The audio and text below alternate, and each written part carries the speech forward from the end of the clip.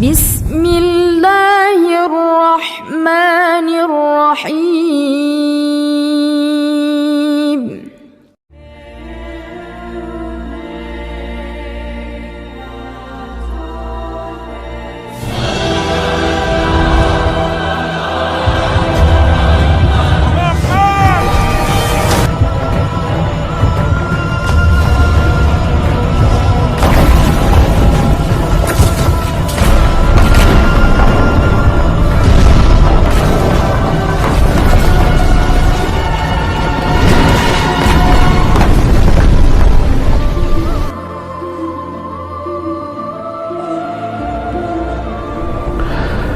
Assalamualaikum warahmatullahi wabarakatuh. Bismillah walhamdulillah, salatu wassalamu ala rasulillah Sayyidina Muhammad ibn Abdullah wa ala alihi wa sahbihi wa man walah. Subhanaka la ilma lana illa ma 'allamtana innaka antal alimul hakim. Rabbi shrah li sadri wa yassir li amri wa hlul 'uqdatam min lisani yafqahu qawli. Amin, amma ba'd. Melanjutkan pembahasan tentang sejarah Nabi Muhammad SAW. Maka pada pembahasan kali ini kita akan membahas tentang seputar wiladatuhu wa radha'atuhu, tentang lahirnya Nabi Muhammad SAW dan orang-orang yang menyusui Nabi Muhammad SAW. Wulida sallallahu alaihi wasallam bi Makkah yawm al-itsnin ats-tsani 'ashara min Rabi'il Awwal 'amal fil. Rasulullah Sallallahu Alaihi Wasallam lahir pada hari Senin tanggal 12 Rabiul Awal pada tahun gajah. Sebagaimana dijelaskan ketika detik-detik akan lahirnya Rasulullah Sallallahu Alaihi Wasallam, wa kullu dabbatin li Quraisyin nataqat bi fasihil ibarah mu'linatan bi kamalil bisyarah. Dan seluruh binatang-binatang ternak mereka berbicara dengan bahasa yang fasih, tentunya bahasa mereka sendiri, untuk memberi kabar akan sempurnanya kebahagiaan mereka. Yaitu apa? Lahirnya Nabi sallallahu alaihi wasallam. Lahir Nabi sallallahu alaihi wasallam adalah sebuah kesempurnaan, kabar kebahagiaan, yang mana Siti Aminah ketika ditinggal oleh suaminya, maka malaikat Jibril senantiasa datang turun untuk memberikan jamuan kepada Nabi Muhammad sallallahu alaihi wasallam, wabil khusus untuk menjamu Siti Aminah, yang mana kalau kita mendengar kisah bagaimana Maryam binti Imran, ibunya Nabi Isa, senantiasa diberikan jamuan oleh malaikat karena seorang bayi yang dikandungnya yaitu Nabi Isa. Bagaimana dengan Nabi Muhammad sallallahu alaihi wasallam, sayyidul anbiya, sayyidur rusul, pemimpin para rasul, pemimpin para nabi? Tentunya jauh lebih dari itu, yang mana Habibullah, Nabi Muhammad adalah kekasihnya Allah Subhanahu wa taala. Tentunya dapat lebih dari itu. Maka Siti Aminah senantiasa disambut sampai Allah taala mengutus dua bidadari turun untuk mendampingi Siti Aminah ketika hendak detik-detik hendak dilahirkan Nabi Muhammad. Yaitu siapa yang diutus? Dua. Wa ma'huma minal huril ain man qasamallahu lahu minasyarafi bil qismatil wafiyah. Yaitu Sayyidatu Asiyatu, Sayyidah Asiyah, Maryamu wa Sayyidatu Asiyah, Sayyidah Maryam binti Imran ibu Nabi Isa, dan yang satu lagi bidadari adalah Siti Asiyah. Siti Asiyah ini adalah istrinya Fir'aun. Allah Ta'ala turunkan bidadari, dua bidadari ini untuk mendampingi kelahiran Nabi Muhammad SAW dan untuk membesarkan hati Siti Aminah bahwa kelak, wahai Aminah, putra yang lahir dari perutmu ini akan menjadi pemimpin para nabi dan bukan orang biasa. Sehingga Siti Aminah pun menyadari bahwa bayi yang dikandungnya bukan bayi yang biasa, yang kelak akan menjadi pemimpin alam semesta. Hingga lahirlah Nabi Muhammad sallallahu alaihi wasallam, yang mana ketika itu bahkan di atas rumah Siti Aminah pun seluruh binatang berkumpul di samping-sampingnya semua menyambut kelahiran Nabi Muhammad, yang terkenal dengan qasidah yang sering dilantunkan, Rohatil adyaru tashdu filayalil maulidi. Burung-burung berbahagia bernyanyian di pada malam kelahiran Nabi Muhammad SAW. Pada malam kelahiran Nabi Muhammad SAW, suasana begitu berbeda, suasana begitu teduh, suasana begitu nyaman. Bahkan Bakhirah, seorang pendeta pun yang mengatakan bahwa oh malam ini akan lahir kelak seorang nabi yang namanya Muhammad. Ia pun telah menduga akan lahir seorang nabi namanya Muhammad.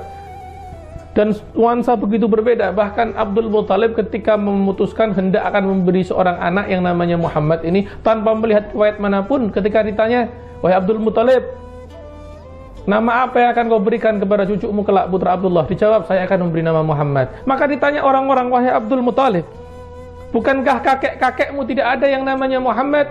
Maka dikatakan Nabi oleh Abdul Muthalib bahwasanya, wahai saudaraku, ketahuilah sesungguhnya aku memberi dia nama Muhammad karena aku ingin ia dipuji di bumi dan juga dipuji di langit. Maka terbukti Nabi Muhammad dipuji baik di bumi ataupun di langit ataupun di seluruh alam semesta ini. Nabi Muhammad senantiasa dipuji dan namanya senantiasa berkumandang di setiap pelosok. Itu adalah kelebihan Nabi Muhammad SAW. Lalu kemudian detik-detik hendak melahirkan Abu Lahab, seorang paman yang mana telah dinas dalam Al-Quran untuk celaka bagi dirinya. Setiap hari, setiap detik, setiap menitnya mondar-mandir ke rumah Siti Aminah untuk bertanya, wahai Aminah, sudah lahir belum putra Abdullah yang namanya Muhammad ini, yang kelak akan memberi nama Muhammad? Belum. Sabar wahai Abu Lahab. Pergi Abu Lahab. Lalu kembali membawa budaknya Suwaibah al-Aslamiyah, lalu ditinggal untuk mendampingi Siti Aminah sambil mengatakan, wahai Aminah, sudah lahir belum putra Abdullah? Dijawab, belum wahai Abu Lahab. Belum, sabar. Nanti kalau memang sudah lahir, engkau adalah orang pertama yang aku beri kabar. Jadi Abu Lahab itu menanti kelahiran Nabi Muhammad SAW. Hingga akhirnya tak lama kemudian lahirlah Nabi Muhammad SAW, yang mana dengan lahirnya Nabi Muhammad ini disamai dengan dentuman yang keras, yang mana menghancurkan berhala-berhala di sana, yang mana cahaya Nabi Muhammad ila ba'dhi qusurir Rum, sampai pada sebagian istana-istana kekaisaran-kekaisaran di Romawi melihat cahaya Siti Aminah sampai keluar, sampai sebagian negeri Suriah cahaya Nabi Muhammad SAW. Jadi cahaya Nabi Muhammad itu begitu lahir langsung, bahkan api majusi yang tidak pernah padam baik karena hujan lebat ataupun karena angin, dengan lahir Nabi Muhammad api majusi padam. Dengan lahir Nabi Muhammad berhala-berhala di sekitar Ka'bah hancur semuanya. Ini pertanda akan lahir seorang Nabi yang mana akan membersihkan kemusyrikan dari muka bumi. Hakata. Maka lahirlah Nabi SAW, wulida makhtunan makhulan maktu'as surrah, terlahir dalam keadaan sudah dikhitan, terlahir dalam keadaan telah dicelak, terlahir dalam keadaan terputus tali pusarnya. Maka mustahil seorang Nabi terlahir dalam keadaan yang buruk, keadaan yang jelek. Apalagi Nabi Muhammad SAW ada noda di wajahnya, atau dapat dikatakan Nabi ini penuh dengan kotoran di tubuhnya. Tidak, itu adalah irhas yang wajib diimani, yaitu yang mana kelebihan yang Allah Ta'ala berikan kepada seorang Nabi sebelum diutus. Jadi Nabi Muhammad ini sejak kecil tidak pernah tampak kotor. Jadi kalau ada orang yang mengatakan Nabi Muhammad tampak kotor, berarti ini orang ini menistakan Nabi Muhammad SAW. Nabi Muhammad lahir dengan penuh kesempurnaan, bahkan bercelak, telah terkhitan.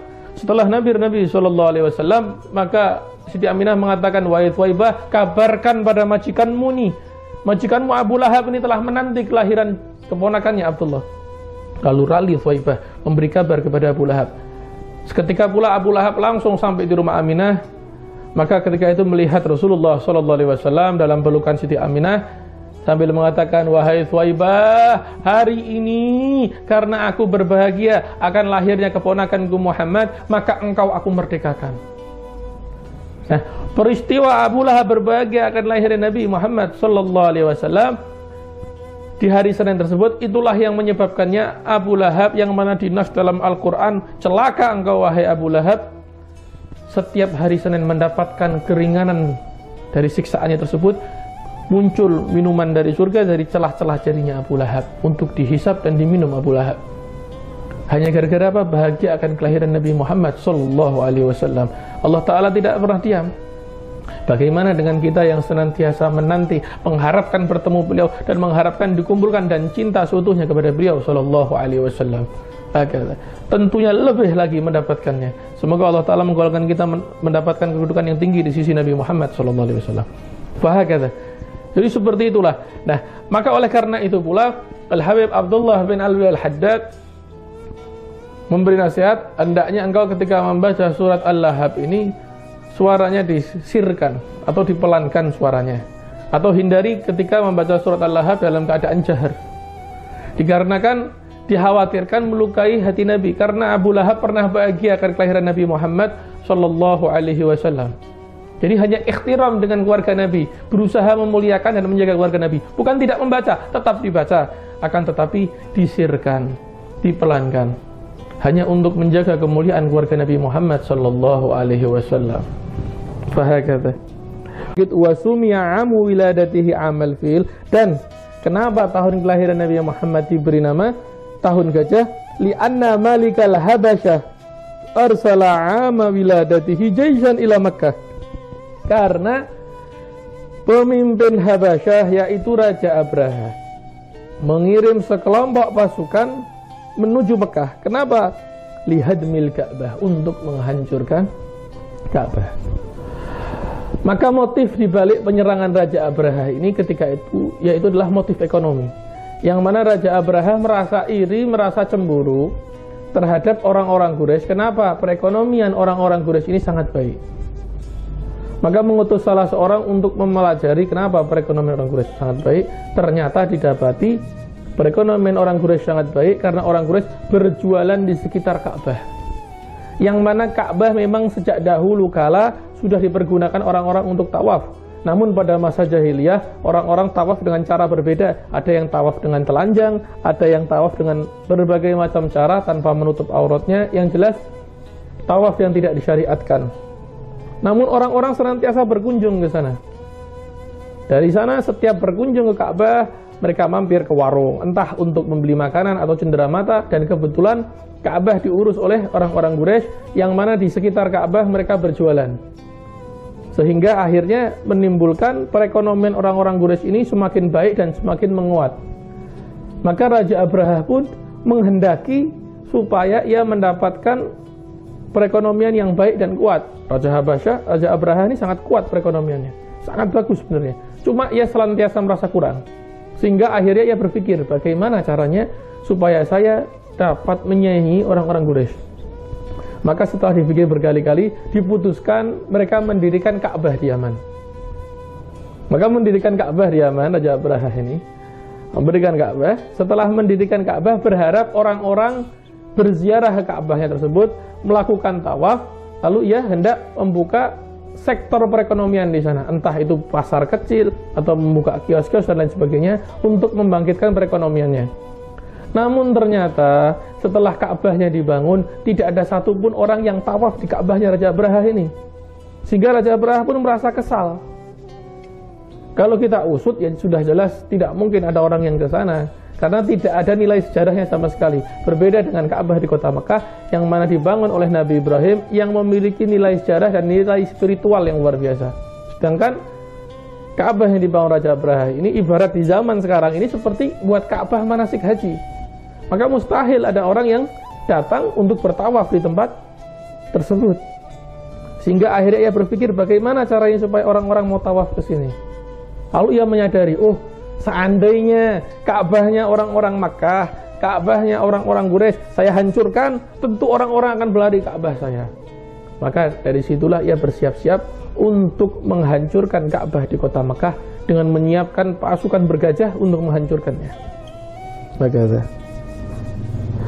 Wa kana fihi filun 'adzimun, dan di dalam peperangan tersebut terdapat gajah-gajah yang besar. Fa ahlakallahu al-jaisha ikraman liwiladatin Nabi sallallahu alaihi wasallam. Maka Allah taala membinasakan mereka semua, membinasakan pasukan bergajah. Kenapa? Untuk memuliakan tahun kelahiran Nabi sallallahu alaihi wasallam. Jadi ternyata Allah taala ini lagi bersih-bersih ini ibaratnya nih. Mau dibersihkan ini semua. Ini lahirnya Nabi Muhammad, tidak boleh ada masalah, tidak boleh terganggu oleh apapun, maka dibersihkan semua halangan di kota Mekah. Tidak boleh ada masalah, dihancurkan. Diabadikan di dalam Quran surat Al-Fil, alam tara kaifa fa'ala rabbuka bi ashabil fil. Apakah engkau tidak melihat bagaimana Tuhanmu memperlakukan serombongan pasukan bergajah, yang mana Alam yaj'al kaidahum fi tadlil wa arsala alaihim tayran ababil. Dan Allah Ta'ala mengirim kepada mereka burung ababil. Ini burung yang masih misterius, sampai sekarang tidak pernah ada yang melihatnya, tidak pernah ada yang tahu, karena burung ini memang khusus diutus oleh Allah Ta'ala dari neraka untuk membawa kerikil-kerikil tersebut. Untuk apa? Menghancurkan pasukannya Raja Abraha.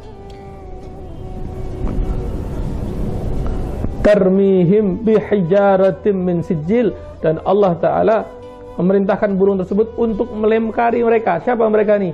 Prajuritnya pasukan bergajah. Bihijaratim min sijil, dengan kerikil-kerikil dari neraka sijil. Dilemparkan batu-batu tersebut, yang mana konon katanya batu tersebut kalau seandainya jatuh di atas kepala kita, maka akan tembus sampai bawah bumi. Kerikil di neraka ini, seandainya kita kena panasnya saja, kita berdiri di atasnya, kaki kita berdiri di atas panasnya api neraka, maka otak kita pun mendidih.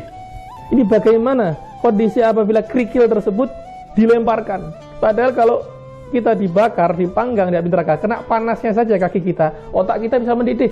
Namun ini kerikilnya dilemparkan, dihancurkan, bahkan sampai tidak ada bekasnya katanya, karena ditelan bumi saking panasnya kerikil tersebut. Jadi pasukan bergajahnya diporak-porandakan, dihancurkan oleh Allah Ta'ala dengan serangan oleh burung ababil.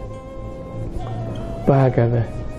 Jadi Allah Ta'ala memuliakan kelahiran Nabi Muhammad SAW dengan membersihkan kota Mekah ini dari berbagai macam masalah, berbagai macam fitnah, dan berbagai macam kehancuran. Kemudian wa arda'athu ba'da ummihi Thuwaibah al-Aslamiyah. Setelah lahir Nabi Muhammad SAW, ibunya pun menyusui Nabi Muhammad SAW untuk pertama kali. Namun setelah lahir Nabi Muhammad, ibu Nabi Muhammad ini mengalami kering susunya, sehingga seringkali ketika menyusui Nabi Muhammad ini keluarnya darah. Maka kemudian setelah disusui oleh ibunya, disusuilah oleh Thuwaibah al-Aslamiyah, yaitu budak yang dimerdekakan oleh Abu Lahab tadi. Dipindahkan, jadi ibu susuan Nabi Muhammad pertama yaitu Thuwaibah al-Aslamiyah, setelah ibunya sendiri disusui oleh Thuwaibah al-Aslamiyah. Dan Thuwaibah pun ketika melihat bayi Nabi Muhammad ini, melihat berbagai macam tanda-tanda kebesaran Allah Subhanahu wa Ta'ala yang terdapat dalam diri Nabi Muhammad SAW, yang mana diantaranya ketika Thuwaibah menggendong Nabi Muhammad, diantaranya Nabi Muhammad ini terus merengek ketika usia kecil. Tiba-tiba Nabi Muhammad pun terdiam dan tersenyum. Ketika itu terlihat jari telunjuk Nabi Muhammad sedang bergerak-gerak, maka dilihat oleh Thuwaibah, ini jarinya kemana kok Nabi Muhammad tersenyum? Dilihat ke atas, rupanya Nabi Muhammad SAW sedang menggerakkan bulan dan bintang, dan Allah Ta'ala yang menghibur Nabi Muhammad SAW. Kita lihat setiap Nabi Muhammad bersedih, Allah menghibur. Ketika bayi Nabi Muhammad, Allah yang memberi hiburan, yaitu mainannya Nabi Muhammad adalah bulan dan bintang. Ketika Nabi Muhammad sedih, ditinggal wafatnya Khadijah, ditinggal oleh wafatnya pamannya Abu Talib, Allah Ta'ala menghibur, diberi hadiah Isra Mi'raj. Ketika Nabi Muhammad dicaci, dimaki oleh orang-orang, sebagaimana dicaci oleh Abu Lahab ketika menjelaskan peristiwa Isra Mi'raj, tabbat laka ya Muhammad, Nabi Muhammad tidak membalas, tapi Allah langsung membahas, tabbat laka yada Abi Lahab wa tab. Allah yang langsung murka kepada Abi Lahab, Allah yang membalas. Jadi kalau sudah berurusan sama Nabi Muhammad, berarti berurusan dengan Allah Subhanahu wa Ta'ala. Hendaknya kita berhati-hati dalam urusan tersebut. Maka setelah Thuwaibah al-Aslamiyah menyusuinya, dikatakan di sini khadimatu ammiha Abi Lahab, tsumma Halimatu Sa'diyah, baru kepada Halimatu Sa'diyah dari Bani Sa'ad, illa an balagha umruhu 4 sanawat, sampai usianya mencapai 4 tahun. Nah, setelah disusui oleh Thuwaibah, maka ketika itu rombongan dari Bani Sa'ad ini mendengar kabar akan lahir seorang sosok Nabi yang mana nanti muncul dari Bani Arab, dari kalangan bangsa Arab, sehingga mereka berangkat, siapa tahu ibu-ibu susuan ini nanti menyusui salah satu nabi. Dan mereka membayangkan nabi ini seperti Nabi Sulaiman, punya istana, punya kerajaan, punya kemewahan, sehingga akhirnya mereka semua berharap menyusui anak seorang yang mana anak yang kelak akan menjadi seorang nabi tersebut. Dikisahkan orang-orang dari Bani Sa'ad ini mendengar bahwasanya akan lahir seorang nabi, maka berangkatlah ibu-ibu susuan ini. Kalau tidak salah ada riwayat yang mengatakan sebanyak 17.000 susuan, atau wallahu alam sekian banyak. Maka di antara 17 ibu susuan ini, salah satunya terdapat Halimatus Sa'diyah. Namun, notabene-nya di antara 17 ibu susuan ini, yang paling miskin kehidupannya adalah Halimatus Sa'diyah. Yang paling sedikit air susunya adalah Halimatus Sa'diyah dibandingkan ibu susuan yang lainnya. Maka ketika berangkat bersama rombongan, keledai Halimatus Sa'diyah adalah keledai yang paling kurus kecil. Sehingga ketika perjalanan, 16 rombongan ini telah berjalan lebih dahulu dan Halimatus Sa'diyah tertinggal paling belakang. Maka dilanjutkanlah perjalanan tersebut sampai kepada Halimatus Sa'diyah sampai di kota Mekah. Namun, ironinya ketika Halimatus Sa'diyah sampai di kota Mekah, 16 ibu susuan lainnya telah mendapatkan para bayi-bayi untuk disusui dan perjalanan pulang. Jadi seakan-akan Halimatus Sa'diyah sampai, yang 16 lainnya pulang sambil tertawa mengatakan, "Wahai Halimah, kau baru sampai, kami hendak pulang." Begitu sampai kota Mekah, Halimatus Sa'diyah pun merasa lemas dan dia membayangkan, waduh, saya nggak bisa bawa anak lagi. Maka mulai satu persatu rumah demi rumah disusuri di kota Mekah tersebut untuk mencari siapa yang kiranya bayi yang bisa disusui. Sampai satu persatu semua rumah, ternyata para bayi-bayi mereka telah dibawa oleh ibu susuan lainnya sampai kepada rumahnya Siti Aminah. Dan ketika itu Siti Aminah pun menawarkan putranya, yaitu Nabi kita Muhammad sallallahu alaihi wasallam. Dia mengatakan, "Oh, engkau ibu susuan? Oh ya, ini saya ada satu bayi. Namanya Muhammad." Bahagia hati Halimatus Sa'diyah. Lalu bertanya, "Wahai wanita, saya ingin bertanya, kira-kira engkau punya suami tidak?" Dikatakan, "Sesungguhnya suamiku meninggal, walam yatur fihi ma syai'un minal mal," dan tidak meninggalkan harta sepeser pun. Meninggal dan dia tidak meninggalkan harta sepeser pun. Lalu tanya lagi, "Apakah kau punya pekerjaan?" Dikatakan, "Saya seorang nggak punya pekerjaan, saya menganggur dan dalam kondisi kemiskinan." Maka bingung Halimatus Sa'diyah sambil berpikir, kira-kira siapa yang dapat membayar saya nanti? Sudah hidup saya susah. Bahkan Siti Aminah pun mengatakan bahwa sesungguhnya ibu-ibu susuan yang lain pun tadinya telah datang kemari lalu tiba-tiba tidak jadi menyusui anak saya. Karena apa? Ya karena kondisinya tersebut. Maka Siti Aminah pun nggak memaksa sambil mengatakan, "Ya sudah, wahai Halimah, nggak apa-apa. Kalau memang nggak bisa, nggak apa-apa." Tiba-tiba tersingkap wajah indah Nabi Muhammad sallallahu alaihi wasallam dan terlihat wajahnya. Ketika Siti Halimah melihat wajah Nabi Muhammad sallallahu alaihi wasallam, maka jatuh cinta di situ Siti Halimah dengan Nabi Muhammad sallallahu alaihi wasallam. Mulai jatuh cinta Siti Halimah dan teriang-iang terus wajah Nabi Muhammad sallallahu alaihi wasallam sambil mengatakan dalam hatinya, "Ada apa dengan bayi ini? Kenapa bayi ini menggerakkan hatiku?" Lalu Siti Aminah pun mengatakan, "Wahai Halimah, kalau memang engkau tidak mampu, tidak apa-apa, karena saya pun tidak akan mampu membayarnya." Lalu Siti Halimah pun hendak berpaling, hendak pulang. Lalu berpikir sejenak di dalam hatinya, kenapa anak ini membuat hatiku merasa bergetar kepadanya? Tapi di satu sisi, anak ini nggak punya orang tua, nggak punya ayah yang dapat membayarnya, dan tidak ada yang bisa membayar saya. Hidup saya sudah susah, saya semakin susah nanti dengan nyusui anak ini. Tapi di sisi lain, masa saya mau pulang dengan tangan kosong, nggak bawa bayi yang saya susui? Maka hatinya mulai bingung, merasa, ibarat kata mulai merasa galau bagaimana harus mengambil keputusan, hingga ketika hendak pergi, ia terlihat lagi, teriang-iang wajah Nabi Muhammad, lalu mengatakan, "Wahai Aminah, ya sudah, ini bayinya saya bawa saja, saya susui." Maka Siti Aminah pun bersyukur sambil mengatakan, "Terima kasih, semoga Allah membalasmu dengan berbagai macam kebaikan." Lalu ketika digendong Nabi Muhammad oleh Siti Halimah yang mohon maaf, air susunya sangat sedikit, kurus kering, tiba-tiba begitu digendong oleh Nabi Muhammad, digendong oleh Siti Halimah, tiba-tiba air susunya menjadi berisi, badannya pun menjadi berisi. Siti Halimah pun kaget, kenapa ini? Badan saya tiba-tiba menjadi berisi. Seketika itu pula Nabi Muhammad yang masih bayi, masih mungil tersebut menempel di badan Halimah seakan-akan seperti nggak mau dilepas. Siti Aminah mengatakan, "Kau lihat bayi itu mulai menyukaimu." Lalu digendonglah Nabi Muhammad ini oleh Siti Halimah sampai mendekati keledai. Sambil berpikir di dalam hatinya, dia mengatakan, "Waduh, kok tiba-tiba badan saya sambil berisi?" menjadi berisi seperti ini. Seandainya badan saya berisi, lalu keledai saya yang kurus ini saya naikin, tentunya lebih kesusahan. Keledai saya ini kurus kering. Begitu Siti Halimah menaiki keledai tersebut, tiba-tiba keledainya menjadi besar, menjadi gemuk, dan menjadi sehat. Lalu berjalannya pun cepat.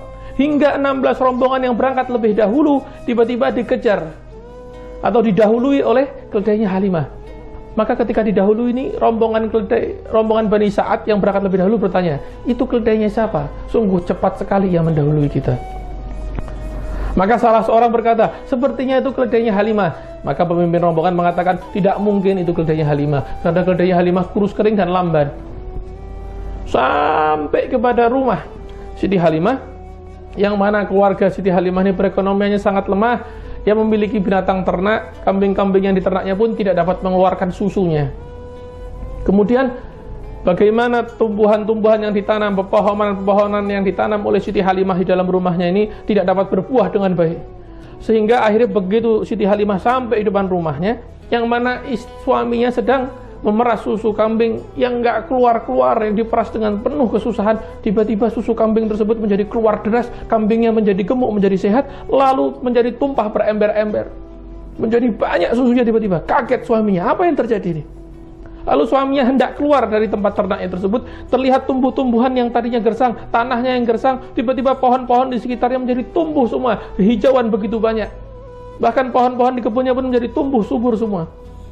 Kemudian berlari suaminya ini menghampiri Siti Halimah. Siti Halimah pun berlari menghampiri suaminya sambil berkata, wahai Halimah istriku, apa yang terjadi? Siti Halimah pun bertanya, kira-kira yang ngomong saya dulu atau engkau dulu?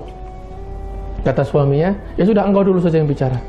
Siti Halimah mengatakan, wahai suamiku, dahulu badanku ini kurus kering, engkau mengetahuinya. Tiba-tiba setelah aku menggendong bayi ini, tiba-tiba badanku menjadi berisi.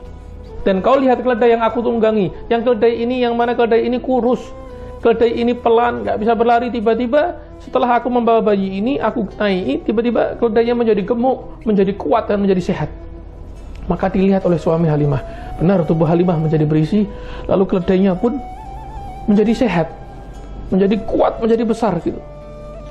Lalu sang suami pun berkata, wahai Halimah, sesungguhnya kambing-kambing ini yang diternak ini tadinya nggak mau keluar susunya, tiba-tiba belum lama ini sebelum kau datang ini kambingnya menjadi gemuk sehat, tiba-tiba aku peras susunya keluar begitu banyak, dan tumbuh-tumbuhan yang gersang ini, tanah yang gersang ini, tumbuh-tumbuhan yang nggak bisa tumbuh, tiba-tiba tumbuh begitu banyak, tumbuh begitu subur, tumbuh dengan warna hijauan. Sehingga apa yang terjadi ini? Maka Siti Halimah pun memandang wajah bayi mungil yang bernama Muhammad ini sambil berkata, mungkinkah karena bayi ini kita mendapatkan kenikmatan ini? Maka perlahan berjalannya waktu, semakin Siti Halimah mengurusi Nabi Muhammad SAW, ternyata bayi yang diurus oleh Siti Halimah ini, Nabi Muhammad ini, menimbulkan baiknya perekonomian Siti Halimah. Yang tadinya Siti Halimah setiap memakan satu telur, yang mana telur ini dibagi untuk satu orang satu rumahnya, dan dimakan satu hari hanya sekali. Tiba-tiba satu hari anak-anak mereka masing-masing di piring mereka bisa makan satu butir telur, dan satu hari bisa makan dalam 3 kali makan telur. Jadi kehidupan perekonomian Siti Halimah menjadi membaik, semakin baik perekonomiannya, semakin bagus kehidupannya, dan bahkan semakin sejahtera. Ternak-ternaknya semakin banyak, susu yang dihasilkan semakin banyak, tumbuhan-tumbuhan yang ditanam semakin sukses, bahkan panennya pun semakin besar, kurma-kurmanya pun semakin banyak. Sehingga perekonomian Siti Halimah Sa'diyah ini semakin membaik sampai usia 2 tahun. Sampai usia 2 tahun, yang mana akhirnya Nabi Muhammad ini sudah waktunya dipulangkan kepada Siti Aminah. Maka dijemput dan dipulangkanlah Nabi Muhammad kepada Siti Aminah. Namun ketika dipulangkan, Siti Halimah merasa berat hatinya untuk melepas Nabi Muhammad SAW, sehingga Siti Aminah pun bertanya, wahai Halimah, apakah engkau masih mencintai putraku ini? Dikatakan, sesungguhnya aku masih menyayangi putramu. Maka Siti Aminah berkata, ya sudah wahai Halimah, ambil kembali putraku ini Muhammad, bawa, peliharalah. Maka dibawa lagi Siti Halimah pulang.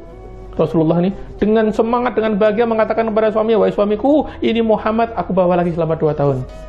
Suaminya kaget, kenapa tak kau kembalikan? Dijawab oleh Siti Halimah, sesungguhnya ibunya menitipkan kembali kepadaku Muhammad selama 2 tahun. Begitu bahagia hati Siti Halimah, tidak ingin pun mengambil anak bayi lain selain memelihara Nabi Muhammad SAW. Bahkan diriwayatkan ketika Nabi Muhammad dibelah dadanya ketika sedang bermain dengan anak-anaknya untuk disucikan, maka anak Siti Halimah itu berlari mengatakan, wa ummi ya ummi Muhammad ya ummi. Lalu Siti Halimah ini teriak keluar mencari Muhammad. Muhammad aina Muhammad, sambil histeris mencari Muhammad. Ya Muhammad aina Muhammad, merasa histeris karena cintanya kepada Nabi Muhammad. Begitu dilihat Nabi Muhammad mendatanginya dalam keadaan hina, ya ummi, ana di sini ya ummi. Lalu dipeluk oleh Siti Halimah sambil mengatakan, ya Muhammad, apakah terjadi sesuatu kepadamu? Demi Allah, kalau terjadi sesuatu kepadamu, aku pun tak akan dapat memaafkan diriku sendiri. Maka dilihat di dada bekas Nabi terdapat seperti bekasan merah, seakan-akan bekas dibelah seperti itu dadanya, dan mengatakan, ya ummi, saya tidak apa-apa, saya sehat. Hakata sampai usia 4 tahun. Lalu setelah itu dikepulangkan Nabi Muhammad SAW kepada ibunya Siti Aminah. Hakata.